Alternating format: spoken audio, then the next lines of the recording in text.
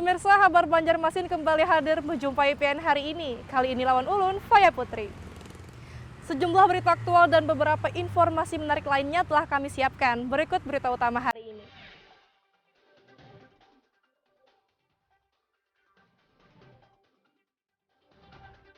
Antrean pasien membludak di Rumah Sakit Ulin Banjarmasin.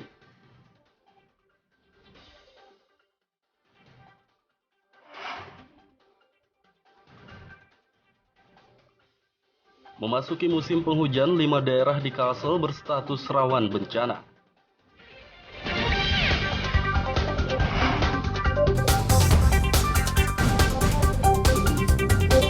Kerajinan anyaman purun dari Desa Pembelacanan mampu menembus pasar luar daerah.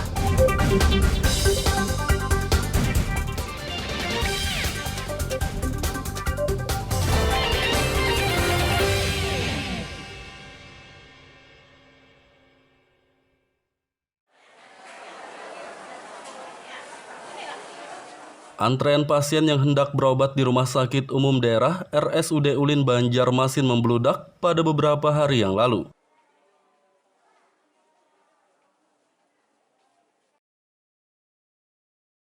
Panjangnya antrean membuat sebagian pasien kelelahan berdiri, hingga sebagian dari mereka menempatkan barang-barang pribadi sebagai penanda antrean. Membludaknya antrean pasien di rumah sakit milik Pemprov Kalsel itu menjadi sorotan dan perbincangan warga di media sosial. PLT Direktur RSUD Ulin Banjarmasin, Izak Zulkarnain Akbar membenarkan sempat terjadi lonjakan antrean pasien pada beberapa hari lalu. Namun menurutnya antrean pasien yang membludak tersebut telah diatasi dengan sistem pendaftaran daring. Untuk mereka mau melakukan pendaftaran online. Tetapi kan sosialisasi itu perlu waktu. Untuk instan supaya hari ini tidak terjadi penumpukan, maka kita sudah rapat dengan jajaran manajemen semua. Jadi setiap pasien yang datang mau berobat itu tidak perlu lagi ke loket pendaftaran. Baik dia itu sudah mendaftar online atau tidak, itu tidak perlu lagi pendaftaran, tetapi langsung duduk di depan polikliniknya masing-masing. Nanti petugas kita yang akan masing-masing poli petugas yang masing-masing poli itu akan melakukan rekap dan petugas poliklinik masing-masing itu yang melakukan pendaftaran. Jadi kita istilahnya jemput bola dengan cara mengurai antrian yang dulu hanya satu titik di pendaftaran, kita pindah ke masing-masing poli sambil kita sosialisasi bahwa sebaiknya memakai pendaftaran online. Pasien yang telah mendaftar secara daring di RSUD Ulin Banjarmasin tidak perlu lagi mengantre di loket pendaftaran dan dapat langsung menunggu di layanan kesehatan yang dituju. Dari Kota Banjarmasin, Lutfi Darlan dan Ahmad Fauzi melaporkan.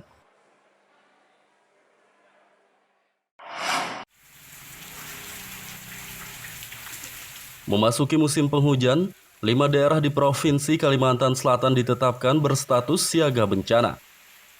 Kepala Badan Penanggulangan Bencana Daerah BPBD Kalsel Mujiat saat ditemui Selasa lalu di Banjarbaru mengatakan, musim penghujan telah tiba sehingga masyarakat pun diimbau untuk waspada.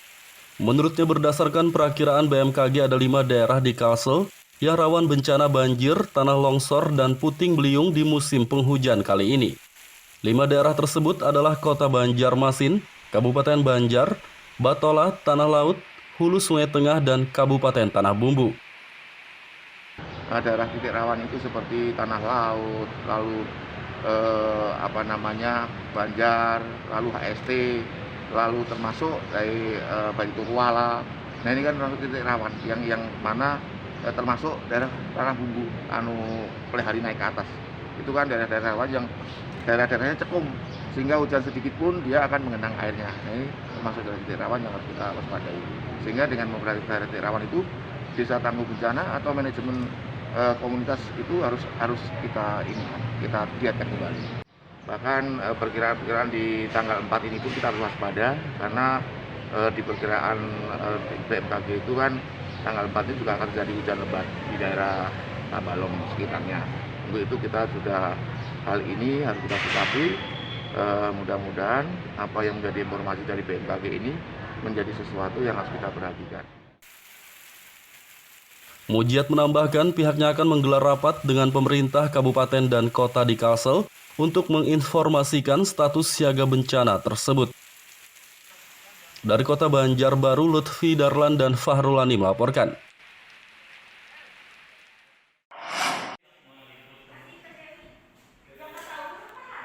Kasus demam berdarah Dengue atau DBD di kota Banjarmasin tidak mengalami peningkatan yang signifikan.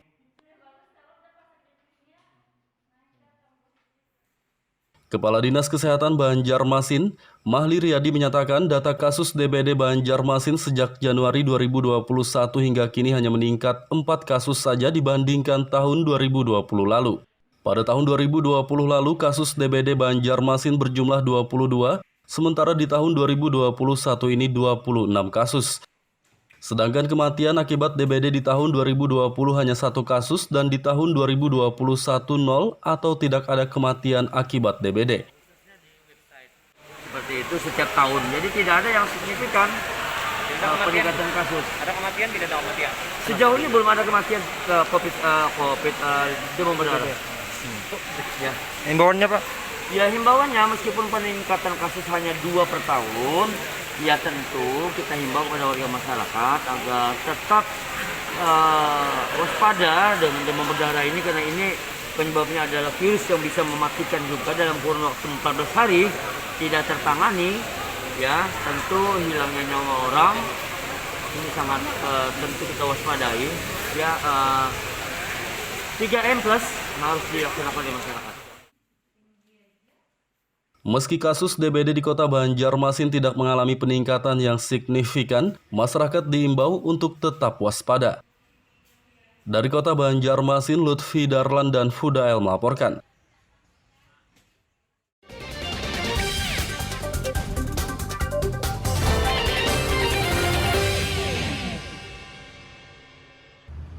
Pemirsa, masih bersama kami dalam Kabar Banjarmasin. Gesan PN yang hanyar bergabung, berikut kabar Banjarmasin utama hari ini.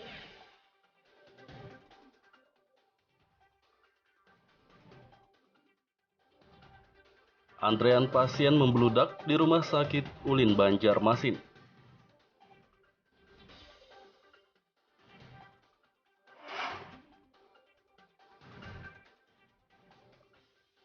Memasuki musim penghujan, 5 daerah di Kalsel berstatus rawan bencana.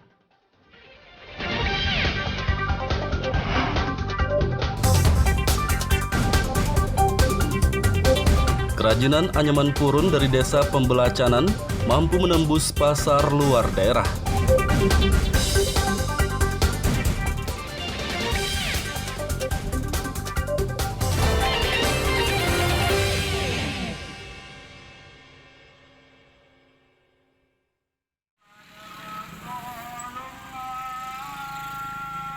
Pembebasan lahan untuk pembangunan jembatan HKSN di kawasan Queen Utara, Banjarmasin Utara hingga kini belum juga beres.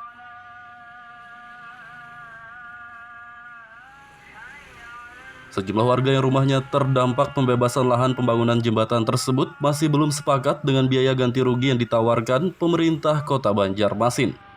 Pihak Dinas PUPR Banjarmasin pun kembali menawarkan biaya ganti rugi pembebasan lahan kepada warga tersebut melalui pertemuan yang digelar pada beberapa hari lalu.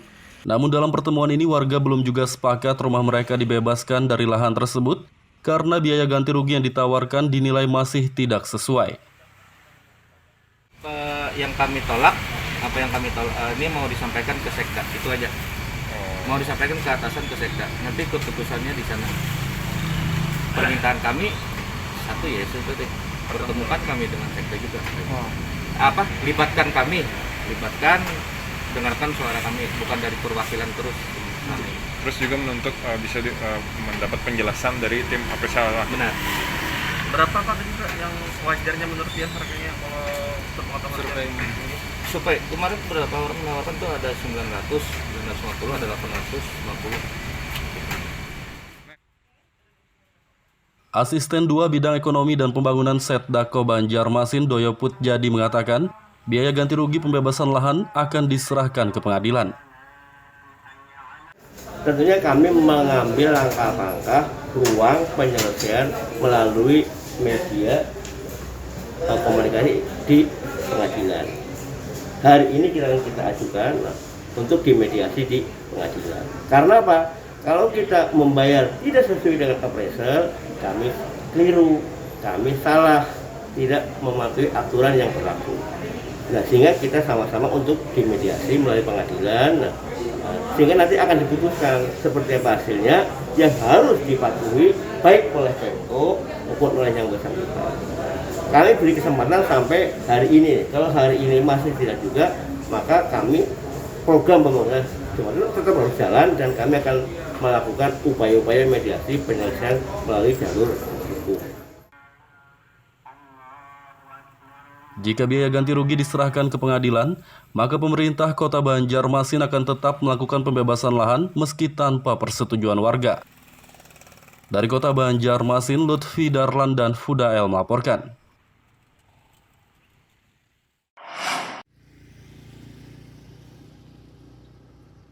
Kerusakan jalan sepanjang 1,5 km di kawasan Anjir Pasar, Kabupaten Batola dikeluhkan pengendara.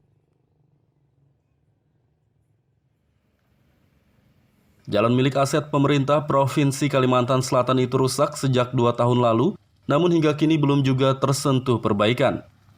Terpantau pada Selasa siang banyak lubang yang cukup besar pada jalan yang menghubungkan sejumlah kecamatan di Kabupaten Batola itu.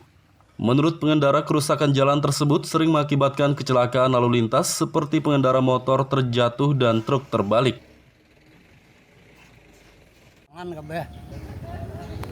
Ada no patah tangan rabeh. Tuh nininya di rumah tuh pecah lintuhot rabeh, kira-kira yang rusak juga. Akibat jalan rusak nih lah. Iya. Nah, jadi banyak lah hasilnya itu yang mengeluh masyarakat itu nah. Lantaran yang rusak nih lah. Ini menurut Pian nih tambah parah kah rusaknya atau kayak apa nih? Ini sampai tambah parah ini. Tambah parah lah. Provinsi Pak. Provinsi. Ini sudah berapa lama sih rusaknya nih? Ini sudah 2 tahun Pak. 2 tahun Sudah hancur kayak ini. Semakin musim hujan makin hancur. Nah, sudah ada 6 buah truk yang terbalik di sini. Sudah pernah terbalik juga lah? Oke, ada beberapa orang korban juga gitu nah. Ini jalan ini tembusnya kemana nih? Ini tembus Marabahan Pak, 49 km. Bisa Marabahan. Kalau kerusakan ini kira-kira panjang berapa kilo kira-kira yang rusak parah? Kalau untuk di desa saya ini sekitar 1,5 kilo. 1,5 kilo. Nah, untuk desa Anjir Pasar Kota, jadi 1,5 kilo. Yang lainnya sudah lumayan, cuma di dalam juga ada beberapa kecamatan ada juga lumayan rusak. Gitu. Pengendara berharap pemerintah Kalsel segera memperbaiki jalan rusak ini agar tidak lagi mengakibatkan kecelakaan. Dari Kabupaten Batola, Lutfi Darlan dan Ibrahim melaporkan.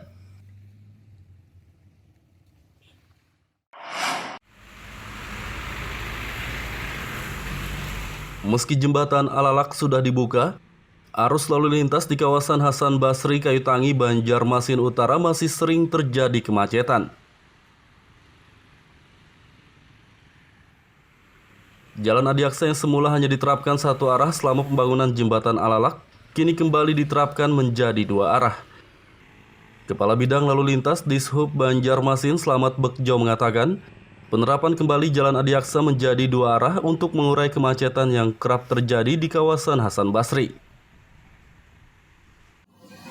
Untuk itu kita coba dengan dalam rangka mengurai kemacetan melalui pembukaan jalan adiaksa untuk 2 arah.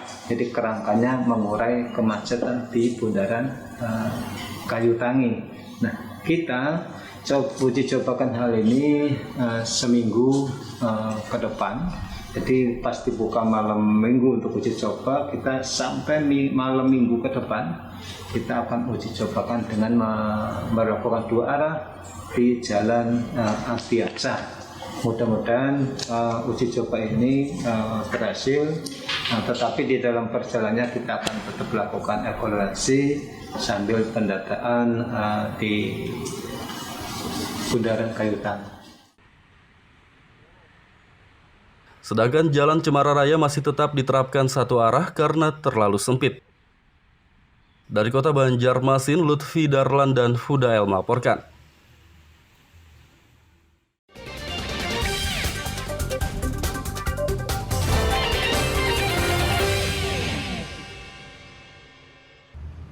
Pemirsa, masih bersama kami dalam Kabar Banjarmasin. Gesan pian yang hanyar bergabung, berikut Kabar Banjarmasin utama hari ini.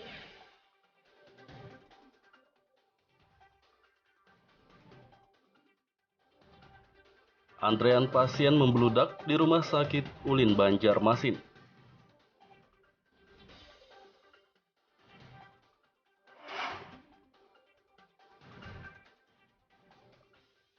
Memasuki musim penghujan, 5 daerah di Kalsel berstatus rawan bencana.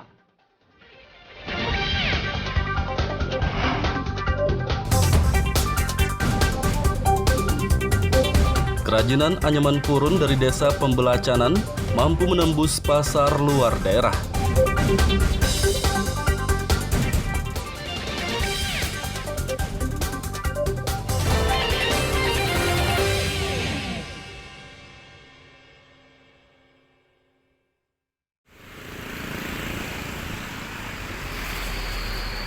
Setelah puluhan tahun terbengkalai, Gedung Banjarmasin Trade Center atau BTC di kawasan Pramuka Banjarmasin Timur, tepatnya di seberang Terminal Kilometer 6, akan difungsikan oleh pemerintah setempat. Sebelum difungsikan, pemerintah Kota Banjarmasin melalui aparat penegak perda bakal menertibkan bangunan liar yang berdiri di depan gedung BTC tersebut. Puluhan bangunan liar seperti kios pedagang dan penjual tiket bus yang berdiri di depan gedung tersebut pun telah diberi surat peringatan atau SP3 untuk segera pindah dan membongkar sendiri material bangunannya. Salah satu pemilik kios, Sahrani, mengaku sudah setahun berjualan di kiosnya.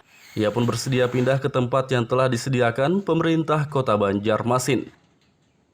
Antara sebarang sama sampai 40-an. 40-an. Ini kan kecil-kecil aja untuk market aja. Kontennya apa? Triple. Katanya bahas warung dulu. Pas musim banjir katanya. Hancur warungnya. Nah, informasi ada jangan dipindah aja, lebih baik ke Sebarang sana sudah. Sebarang tuh ternyata bagus bangunannya. Jadi pengen ke Sebarang ini warung doang enak? Warung sudah buka dah mulai habis banjir tadi. Sudah setahun di Sebarang. Ambil yang bagus-bagus aja lagi Pak lah. Tentang Upian rata-rata warga ini menerima aja lah ke Sebarang. Kelihatannya pernah menerima aja Bang.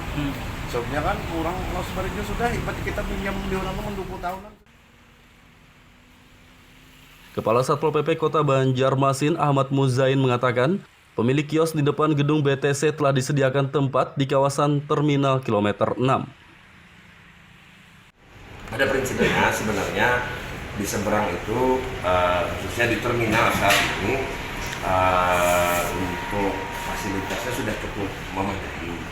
Jadi kan memang kita coba memindahkan pedagang, kemudian loket-loket bis ataupun travel yang ada di situ untuk secepatnya juga pindah ke lokasi. Jadi solusinya tetap sama aja kan semuanya. SP itu 123 kita minta mereka yang melakukan nanti yang memastikan sendiri. Sampai berapa deadline itu Pak? Maksudnya waktunya? Kan 3 hari dari 3 hari dari hari ini. Misalkan ganda. Ya nanti kita lihat situasi. Mudah-mudahan berjalan dengan kondusif. Pemilik bangunan liar di depan gedung BTC hanya diberi waktu hingga hari Jumat mendatang untuk pindah dan membongkar material bangunan mereka. Dari Kota Banjarmasin, Lutfi Darlan dan Fudael melaporkan.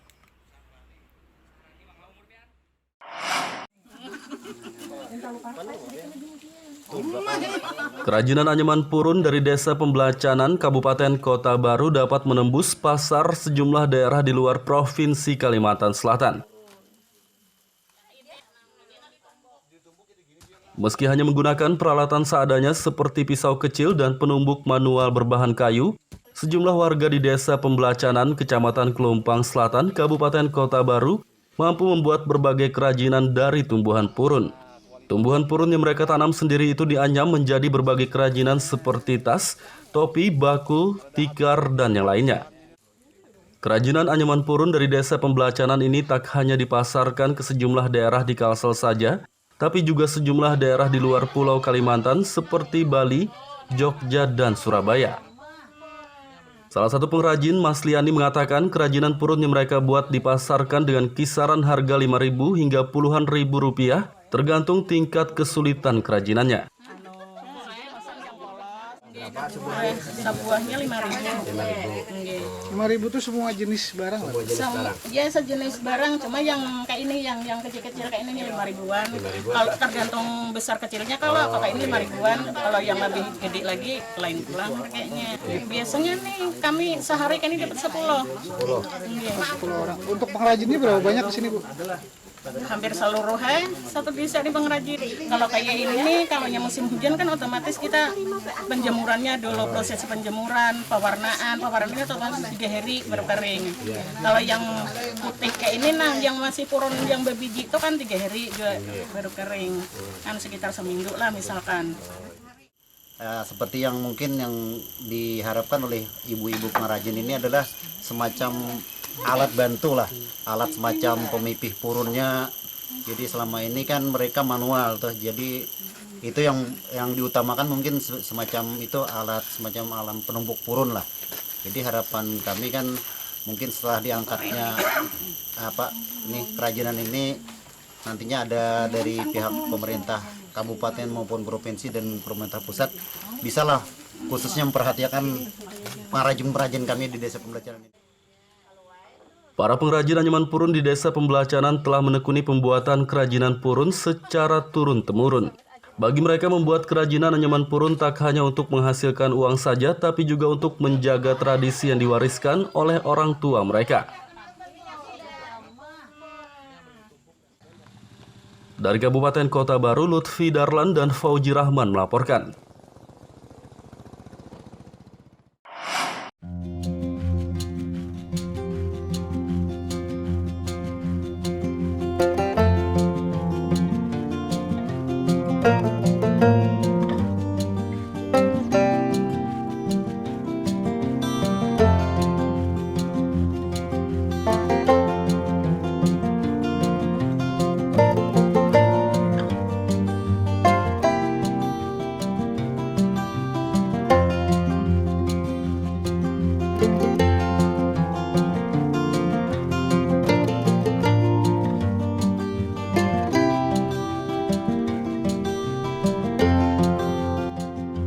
Menjamurnya alat pancing ikan modern ternyata tidak menggusur keberadaan alat pancing tradisional.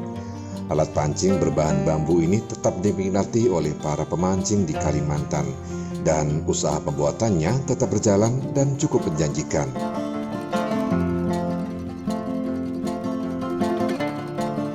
Salah satu sentra pembuatan alat pancing tradisional ini terdapat di Kabupaten Batola, tepatnya di Desa Serapat Lama, Kecamatan Anjir Muara. Usaha pembuatan alat pancing di desa ini ditekuni oleh puluhan petani dan merupakan usaha yang dijalankan secara turun-temurun.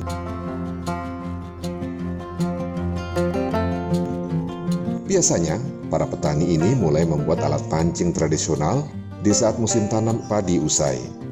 Cara pembuatan alat pancing tradisional berbahan bambu ini adalah petani terlebih dahulu menebang bambu yang berumur cukup tua dan berukuran yang sesuai dengan alat pancing. Proses pembuatannya cukup mudah. Bambu yang telah ditebang dibersihkan dari ranting dan daun-daun, kemudian dijemur selama 1 minggu.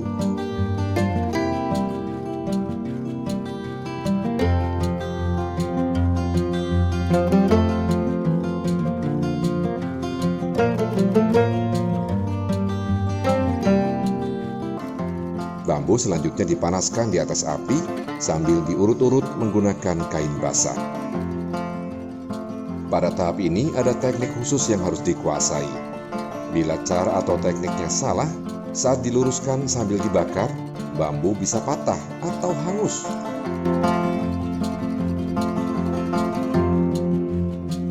Oh, ada juga tekniknya usut-usutannya nah. Emang ada kan bisa patah lah ini gitu nah. Tuh ada pas di terlalu panas mungkin juga. Terlalu panas kan hangatnya.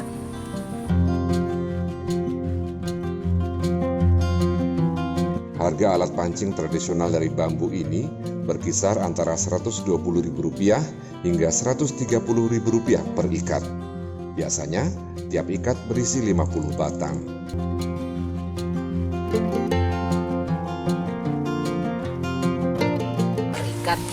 Per ikat. Jual partai ya hitungannya.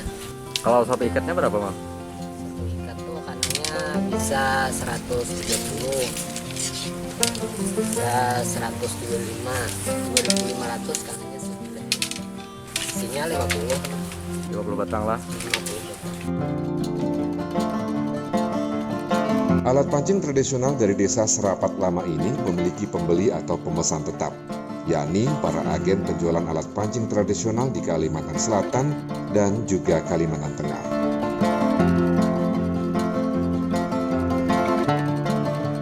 Demikian laporan Muhammad Lutfi Darlan dari Batola.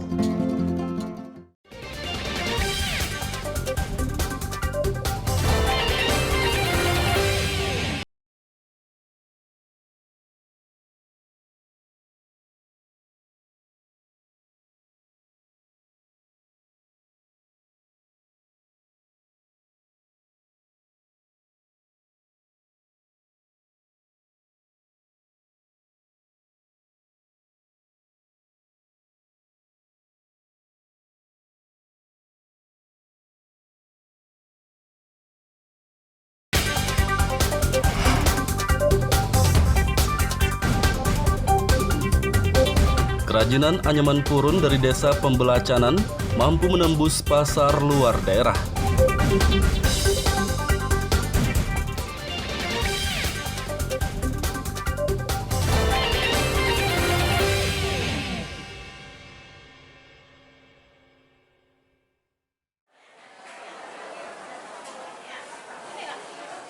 Antrean pasien yang hendak berobat di Rumah Sakit Umum Daerah RSUD Ulin Banjarmasin membludak pada beberapa hari yang lalu.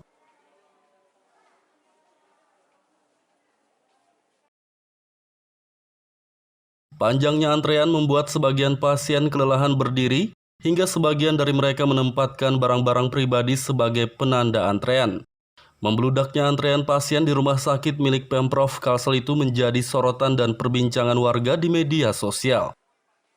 PLT Direktur RSUD Ulin Banjarmasin, Izak Zulkarnain Akbar membenarkan sempat terjadi lonjakan antrean pasien pada beberapa hari lalu. Namun menurutnya antrean pasien yang membludak tersebut telah diatasi dengan sistem pendaftaran daring. Untuk mereka mau melakukan pendaftaran online. Tetapi kan sosialisasi itu perlu waktu. Untuk instan supaya hari ini tidak terjadi penumpukan, maka kita sudah rapat dengan jajaran manajemen semua. Jadi setiap pasien yang datang mau berobat itu tidak perlu lagi ke loket pendaftaran.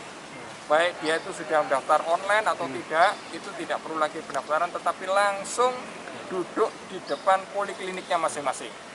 Nanti petugas kita yang akan masing-masing poli ya, petugas yang masing-masing poli itu akan melakukan rekap dan petugas poliklinik masing-masing itu yang melakukan pendaftaran.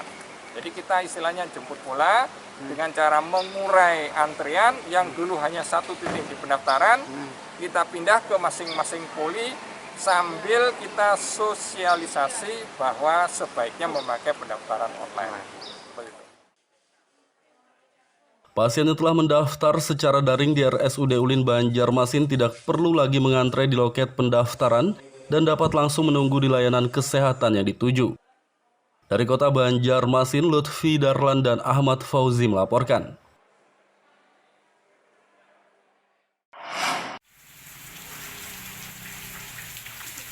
Memasuki musim penghujan, 5 daerah di Provinsi Kalimantan Selatan ditetapkan berstatus siaga bencana. Kepala Badan Penanggulangan Bencana Daerah BPBD Kalsel Mujiat saat ditemui Selasa lalu di Banjarbaru mengatakan, musim penghujan telah tiba sehingga masyarakat pun diimbau untuk waspada. Menurutnya berdasarkan perakiraan BMKG ada 5 daerah di Kalsel yang rawan bencana banjir, tanah longsor, dan puting beliung di musim penghujan kali ini. 5 daerah tersebut adalah Kota Banjarmasin, Kabupaten Banjar, Batola, Tanah Laut, Hulu Sungai Tengah, dan Kabupaten Tanah Bumbu. Daerah titik rawan itu seperti Tanah Laut, lalu Banjar, lalu HST, lalu termasuk dari Bali Turwala. Nah ini kan titik rawan yang mana termasuk daerah Tanah Bumbu, Pelihari naik ke atas. itu kan daerah-daerah rawan yang daerah-daerahnya cekung, sehingga hujan sedikit pun dia akan mengenang airnya. Nah, ini termasuk dari titik rawan yang harus kita waspadai. Sehingga dengan memperhatikan daerah titik rawan itu, desa tangguh bencana atau manajemen komunitas itu harus kita giatkan kembali. Bahkan perkiraan di tanggal 4 ini pun kita harus waspada, karena di perkiraan BMKG itu kan tanggal 4 ini juga akan terjadi hujan lebat di daerah Tabalong sekitarnya.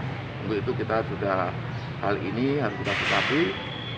Mudah-mudahan apa yang menjadi informasi dari BMKG ini menjadi sesuatu yang harus kita perhatikan. Mujiat menambahkan pihaknya akan menggelar rapat dengan pemerintah kabupaten dan kota di Kalsel untuk menginformasikan status siaga bencana tersebut. Dari kota Banjarbaru, Lutfi Darlan dan Fahrulani melaporkan.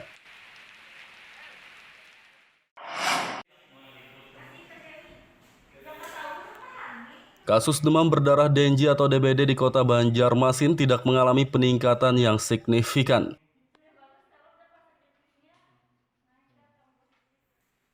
Kepala Dinas Kesehatan Banjarmasin, Mahli Riyadi menyatakan data kasus DBD Banjarmasin sejak Januari 2021 hingga kini hanya meningkat 4 kasus saja dibandingkan tahun 2020 lalu. Pada tahun 2020 lalu kasus DBD Banjarmasin berjumlah 22, sementara di tahun 2021 ini 26 kasus. Sedangkan kematian akibat DBD di tahun 2020 hanya 1 kasus dan di tahun 2021 0 atau tidak ada kematian akibat DBD. Seperti itu setiap tahun, jadi tidak ada yang signifikan peningkatan kasus. Ada kematian, tidak ada kematian? Sejauh ini belum ada kematian COVID demam berdarah. Ya. Himbauannya Pak? Ya himbauannya meskipun peningkatan kasus hanya 2 per tahun, ya tentu kita himbau kepada warga masyarakat agar tetap waspada dengan demam berdarah ini, karena ini penyebabnya adalah virus yang bisa mematikan juga dalam kurun waktu 14 hari tidak tertangani, ya tentu hilangnya nyawa orang ini sangat tentu kita waspadai, ya 3M plus harus dilaksanakan di masyarakat. Meski kasus DBD di kota Banjarmasin tidak mengalami peningkatan yang signifikan, masyarakat diimbau untuk tetap waspada. Dari kota Banjarmasin, Lutfi Darlan dan Fudael melaporkan. Pemirsa, informasi tadi sekaligus menutup perjumpaan kita kali ini. Ulun Foya Putri lawan Buhan Redaksi mengucapkan selamat beraktivitas. Sampai jumpa.